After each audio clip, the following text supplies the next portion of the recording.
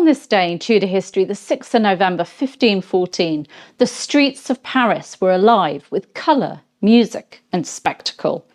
18-year-old Mary Tudor, sister of King Henry VIII, had just been crowned Queen of France the day before at Saint Denis, and now she was making her triumphal entry into Paris, a vision of beauty and diplomacy, embodying the fragile peace between England and France. It was a day of pageantry fit for a goddess, and for those who saw it, it must have been unforgettable.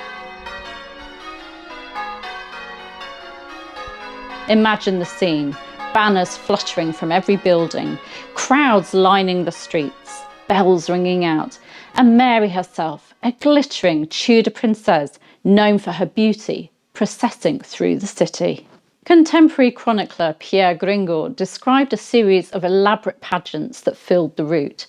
Each one was rich with symbolism, blending classical imagery, Christian allegory, and political meaning.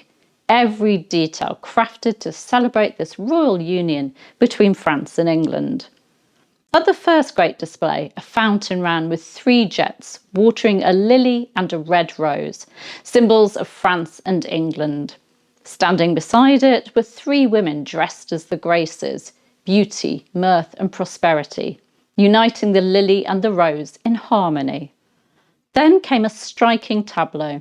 Mary as the Queen of Sheba, presenting her gift of peace to her husband, King Louis XII, portrayed as Solomon, the wise and divinely chosen ruler. The next pageant lifted eyes to the heavens.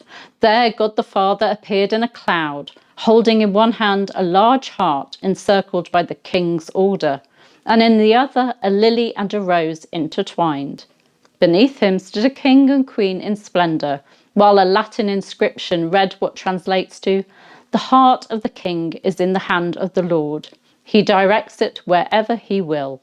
Below them 5 ladies appeared, France and England seated at either end, with peace, amity and confederation standing between them. The message unmistakable: unity and divine blessing upon this marriage. At the Church of the Holy Innocents, Mary was welcomed to a magnificent structure made out of scaffolding and a tent called the Throne of Honour. Inside its tented canopy, a single lily stood in an orchard, the Orchard of France, surrounded by the virtues pity, truth, fortitude and mercy.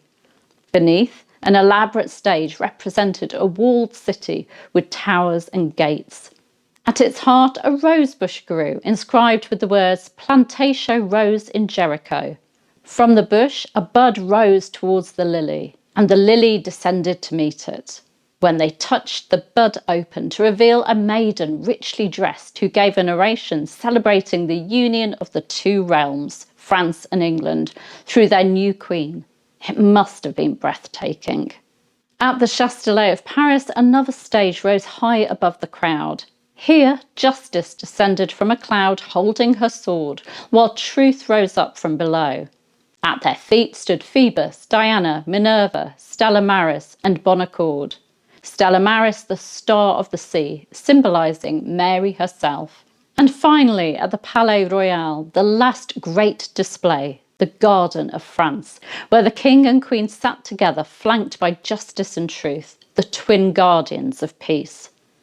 At every stage, orations were delivered in Mary's honour, celebrating her beauty, her virtue, and the promise of reconciliation between 2 once bitter rivals. The day's splendour culminated in Mary's arrival at Notre Dame Cathedral, where she was received by a host of cardinals, archbishops and clergy. After a solemn service of thanksgiving, she was escorted to a grand banquet at the Palais Royal, the final feast in a day overflowing with spectacle and meaning. I wonder how Mary felt as she processed through Paris that day, a young Tudor princess in a foreign land, surrounded by strangers, yet celebrated as the very embodiment of peace. Her marriage to the ageing Louis XII would be short-lived. He would die just months later.